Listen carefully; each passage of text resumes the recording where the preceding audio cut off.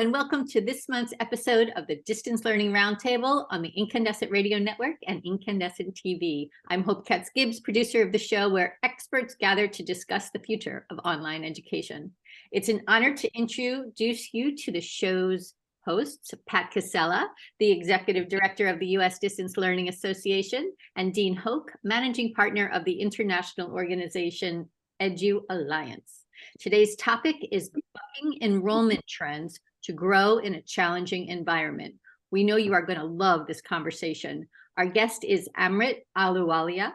He is the editor-in-chief of the EvoLLution, an online newspaper focused on non-traditional higher education and the transforming post-secondary marketplace. Amrit will be an event speaker at the upcoming USDLA National Conference in Orlando. So check it out, July 17th to the 20th. We know you won't want to miss it. USDLA.org. All the details are there. So now I am going to throw it over to Pat to tell us more about Amrit. So Amrit was part of the team that conceived and launched EvoLLution. That's the online higher education paper back in January of 2012. It currently serves over 1,800 contributors and attracts approximately 65,000 monthly visitors. The site publishes articles and interviews by some of the industry's leading thinkers at every level from around the world. He earned his BA honors in political studies from Queen's University and his MA in international politics from McMaster University. Some of his favorite things: he loves to cook and travel. I share those with you, Amrit, absolutely. He and his wife live in London, Ontario. Welcome, Amrit. A pleasure to have you here. And hey, guys. I'm going to kick it over to Dean for our first question. Well, very good, Amrit. Pleasure to have you on the show. Very much appreciated. But I also appreciate the EvoLLution. Been a subscriber for a little while, and I'm continuously fascinated in terms of the topics that you get into, the subject matter, and how you kind of come at a lot of things thematically. And one that really caught my attention has been the workforce readiness and employers expanding its benefits, et cetera, in terms of furthering education.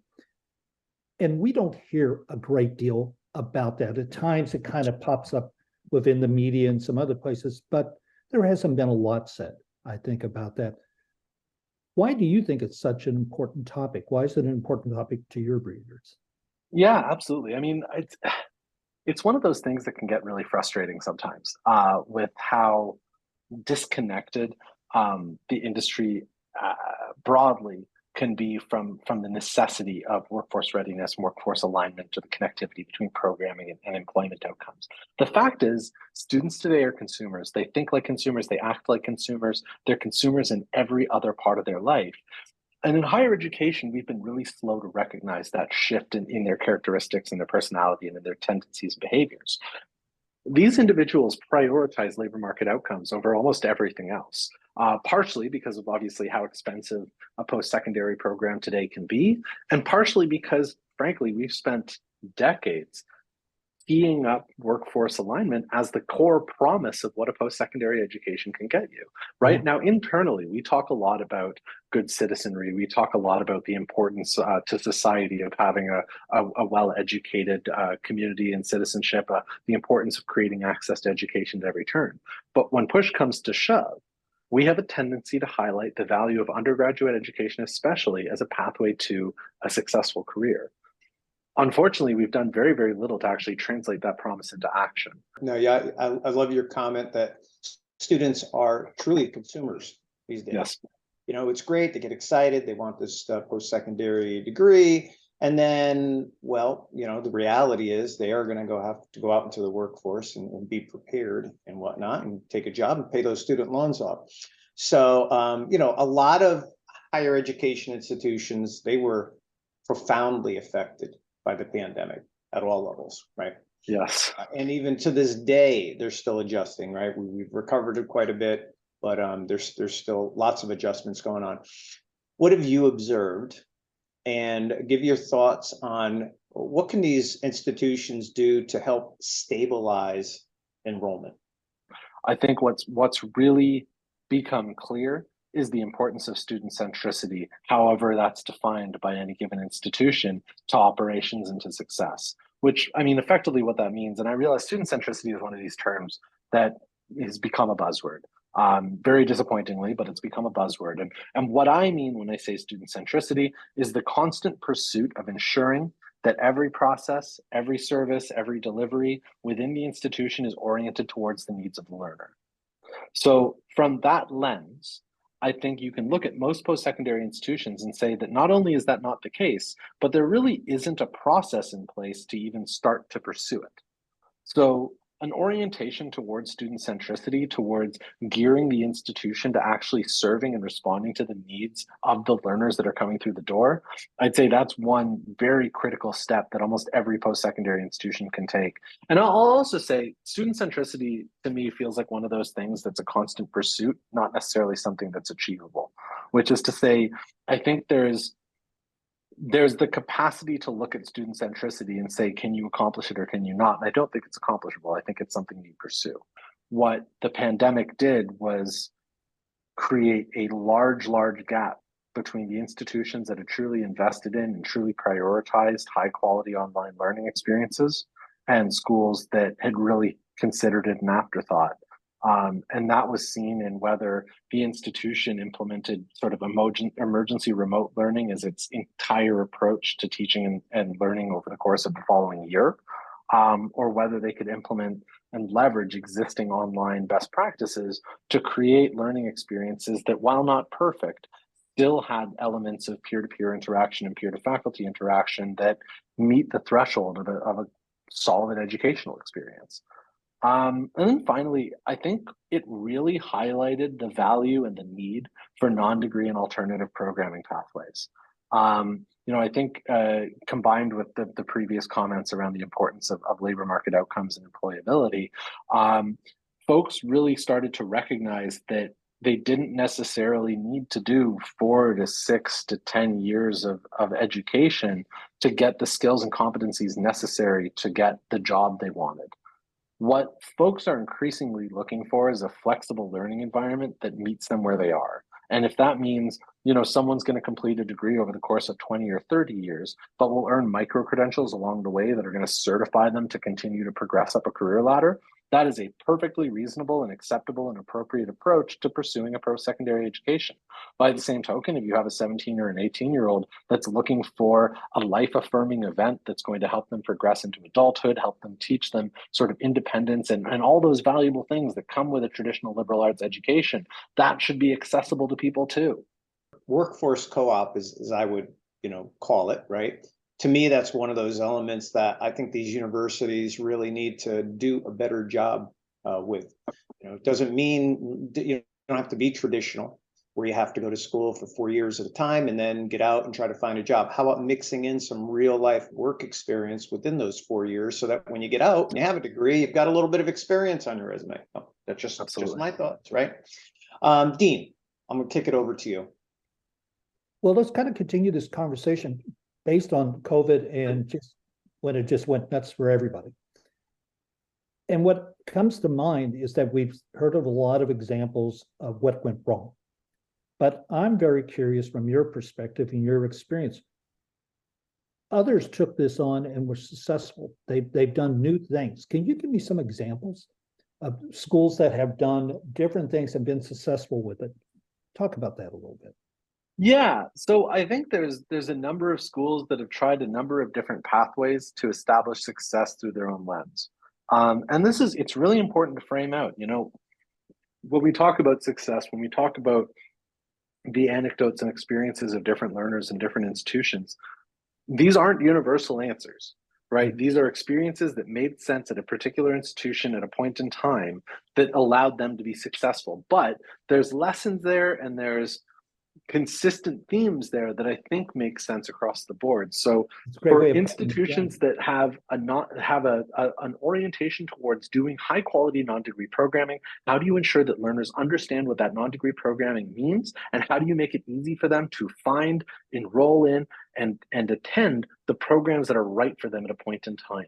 for individuals that are, from Ferris to State perspective, are just trying to get to the website to understand what's available to them. How do you make it easy for them to navigate a 70,000 page website? Implement basic website personalization, which is common in other industries. For Ivy Tech, it's a question of how do we make our entire academic model fit the learners that are trying to come through the door? And then how do we build a communications platform on top of that to keep them engaged? All these things come back to that similar common thread, which is how do we design a strategy and how do we design an experience that's actually tailored to the learners that we're serving? And that's what student centricity means. When I talk about student centricity, that's what I'm talking about. Gotcha. Pat? No, thanks, Dean, and thanks, Amrit. Now, keeping on this topic here, and we shifted a little bit towards student engagement, right?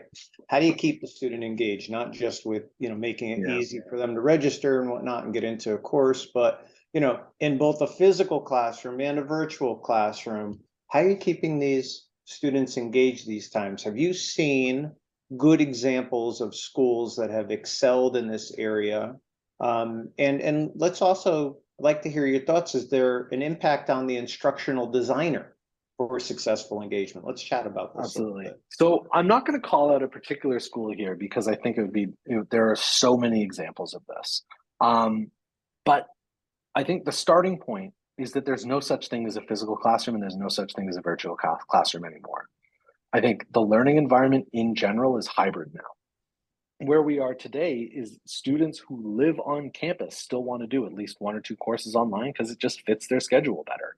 And I think what's really interesting is how we see the LMS being used even for in-person classes, where it might be used for to provide access to reading assignments or the curriculum. It might be used to provide access to additional resources. I think we're increasingly seeing flipped classroom models being implemented because they're very effective for learning. So what's great is that we're starting to see an intersection between what we saw as good online learning practice and just good learning practice. So when it comes down to, well, what's the role of the instructional designer in the modern post-secondary ecosystem? Could there be a more important member of your team? No. At the end of the day, the post-secondary product is a learning experience. The best learning experiences leverage digital learning opportunities and physical learning opportunities in a way that makes sense to the learner. The individual who pilots that is your instructional designer. So it is kind of fascinating to think about where we are in context of building high quality learning infrastructure. And it really starts with the instructional design team. I agree. I absolutely agree there. And they have their work cut out for them. And to your point, it's true, really. These kids today, we talked about flexibility and the schools have to give them what they want. And that is truly what they want. They want to learn where they want, when they want, how they want. You've got to be flexible there. And you want to know what? I mean, it's a drawn out example, but we'll do it anyway. Anyone who, anyone who does fantasy sports, and I hate the fact that I'm bringing this up in a podcast. This is extremely embarrassing. That's good. But it's good. I have a group of friends. We do a fantasy football league and a fantasy hockey league.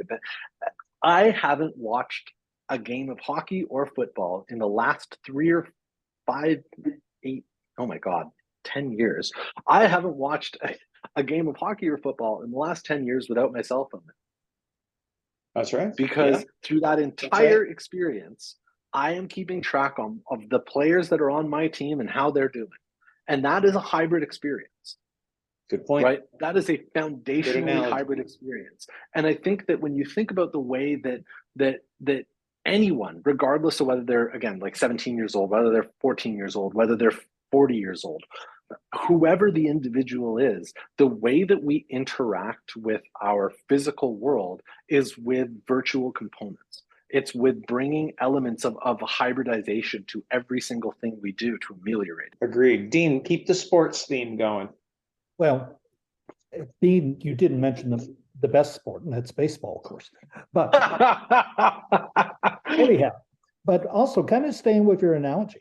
A lot of this started, in the world of sabermetrics and things like that. Mm-hmm. And of course, one of my favorite movies is Moneyball.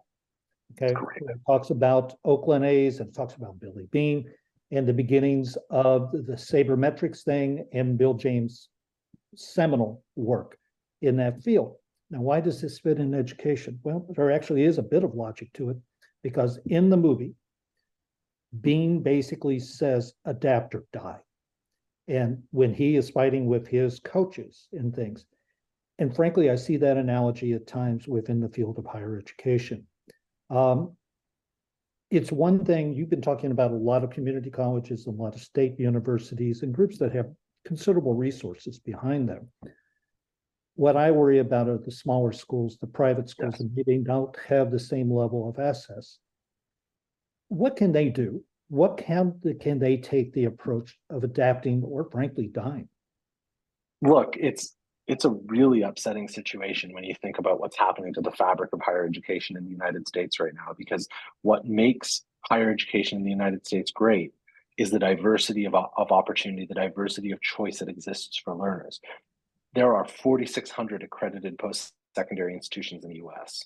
There is a perfect college or university for everyone. Who are the people in your community that need access to learning that don't have it? What are the employers who in your community looking for when they're trying to figure out, how do I build success for the demographic of learners that I want to be serving? And here's a stat: 39 million Americans have had some college experience without earning a credential. What are we doing to create pathways for them? What are we doing to create pathways for individuals who aren't necessarily interested in earning a degree, but enrolled at a boot camp because they promised a career outcome? What are we doing for local employers who are saying that their workforce doesn't have the skill set they need to be successful, but geez, I'd really rather just upskill them and train them than hire an entirely new staff or offshore, right? These are the things that post-secondary institutions who have an adaptability mindset can do without massive investment. It's just a question of priorities and shifting strategy. Amrit, I know you've had your finger on the pulse of education with the magazine for a long time. In your thoughts, where are we headed? What surprised you first of all about the evolution that we have seen? And what do you think? And I know we just started talking about universities merging, and by 2037 and more than, and I see it happening. What's going to be the next big thing that we're talking about? I have the massive privilege of working exclusively with leaders in the post-secondary space that are passionate about creating change. So since we launched, all I've ever done is talk to folks that are as frustrated as I am that the post-secondary space is moving slowly. We were publishing about micro-credentialing in 2012. We were publishing about competency-based learning in 2013. We were publishing about, all these things that are suddenly become the value of instructional design, I think, was a 2012 article published. We've been talking about these things for well over a decade. That's right. And I would say the thing that frustrates me most is that to some extent, we still need to have the same arguments, those same conversations. Now, in terms of where we're going, again, for folks in this space, there's not going to be anything new or exciting or transformational about it. I think it's really a matter of figuring out what does our community need and how can we, the institution, adapt to deliver it. I think for the most part, that's going to look like competency-based micro-credentials. I think we're going to see a significant increase in the number of competency-based micro-credentials on offer. I think we're going to see a tight alignment between those micro-credentials and either existing or in development degree programs so that individuals can have lifelong learning pathways that lead them to 2 degrees over time in a way that's flexible.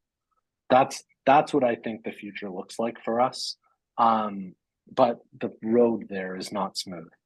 And when the road's not smooth, we all know you can't drive fast. And there could be the problem, we want to see change, been talking about things for a decade. Well, when the road's not smooth, you can't go fast. What can you do? Yeah. You've got to. That's a millennial old industry. It is, and you've got to be there for the duration. And how do you handle the duration? You got to be able to adapt. As Dean was just saying, right? Adapt or die. So, you have to be around for the long haul. You can't go as fast as you really want because the road isn't smooth. You can either get a smoother road, that could be something we talk about, or you have to be built for duration. Mm-hmm. And that could lead us to who's going to survive over the next 5 years. Yeah. This is excellent, excellent. Hope, I'm going to turn it over to you for closing notes. Another fascinating conversation. I love it. Amrit, you are just a wealth of knowledge. Gosh, fascinating. The EvoLLution is indeed a wonderful publication. I have been following you as well, and we're just thrilled to have you here. We're thrilled to have you at the U.S. Distance Learning Association as one of our keynote speakers. So July 17th to the 20th, everybody, USDLA.org. Get your tickets now. It's going to be fascinating and wonderful. So thank you all. Thank you, Pat. Thank you, Dean. Thank you, Amrit, for another wonderful episode. This is our May episode, May 2023. Check us out, distancelearningroundtable.com, and you can watch our videos on distancelearningroundtable.tv. So thank you. I'm Hope Katz-Gibbs, so thrilled to be producing this show. We will see you all next month. Take care. Thanks, everybody. Thanks, everyone.